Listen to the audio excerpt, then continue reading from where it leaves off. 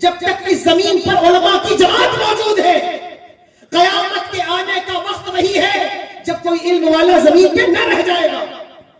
اسی لیے ان علماء کے لیے ساری مخلوق دعا کرتا، ساری مخلوق دعا کرتا، حتی الحیتان فی البحر، یہاں تک کہ سمندر کی مچھلیاں ان کے لیے دعا کرتی ہیں۔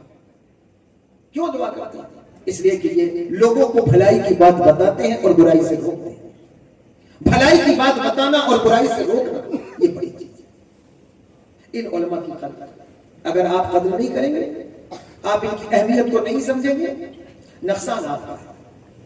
آپ رمضان شریف آتا ہے، آپ چاہیں تو کسی عالم کو اس کا معقول انتظام کر کے، اس کے بیوی بچوں کا خیال کر کے آپ اس سے قرآن پڑھنا سیکھ سکتے ہیں، لیکن آپ کی عمر 60 سال ہو گئی، 50 سال، آپ صحیح قرآن پڑھنا نہیں جانتے۔ آپ کو چاہیے کہ آپ قرآن صحیح پڑھنا سیکھیں۔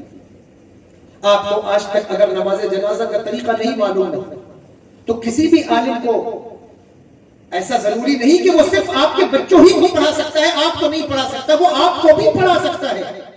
اس کو آپ لگا لیں کہ حضرت میں نے تو اپنی زندگی میں 40 سال کوئی موبائل اسکرین کا استعمال نہیں کیا تھا، مجھے واٹس ایپ چلانا نہیں آتا تھا، فیس بک چلانا نہیں آتا تھا، لیکن اب سارا بہی کھاتا میرا موبائل پر ہے، میں تو ٹرانزیکشن بھی موبائل سے کرتا ہوں، میں واٹس ایپ بھی چلاتا ہوں، یہ سب کچھ میں نے سیکھ لیا ہے۔ کیوں سیکھ لیا ہے؟ اس لیے کہ اس کی ضرورت ہے، اور یہ تمہیں پتا ہے کہ اس کی ضرورت ہے۔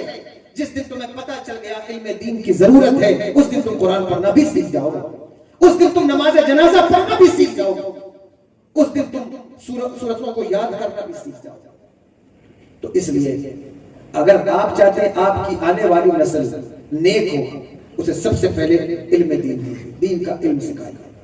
اور دوسری بات کہ ان محفلوں کی اہمیت کو سمجھیں۔ یہ دو چیزیں میں بنیادی طور پہ لے کے چل رہا ہوں کہ آپ ان محفلوں کی اہمیت کو سمجھیں۔ دیکھو جب محفلیں ہوتی ہیں نا، کتنے لوگ ایسے ہوتے ہیں جو محفل میں آتے ہیں لیکن بیٹھتے نہیں، وہ کنارے کھڑے، ابھی بھی شاید کچھ لوگ کنارے کھڑے ہو گئے، تو ان کو کوئی ذلیل کرنا مقصد نہیں ہے، لیکن پیغام دینا مقصد ہے کہ وہ کیوں کھڑے رہتے ہیں، کیوں کس وجہ سے کھڑے ہیں میں نہیں جانتا، لیکن سب کی نیتیں سب کے ساتھ ہیں۔ کچھ لوگ یہ سمجھتے ہیں شاید مجھے زمین پر بیٹھنا پڑے تو میں نہیں بیٹھنا، جب اس سے اچھا ہے کھڑے رہوں۔ کچھ لوگ ایسے جو سوچتے ہیں کہ وہاں سامنے بیٹھ کر کے میں کیسے گٹکا کھاؤں گا، میں کیسے پان کھاؤں گا، تو میں کنارے کھڑے ہو کر کے یہ کام کر لیتا ہوں۔ لیکن میری بات توجہ سے سنیں، برا مت مانیے گا، جب کہیں محفل ہو، میلاد ہو، کوئی مجلس ہو، کوشش کرو کہ اس محفل کے اندر جا کر جیسے سب بیٹھے ہیں ویسے تم بھی بیٹھ جاؤ، اس لیے کہ ان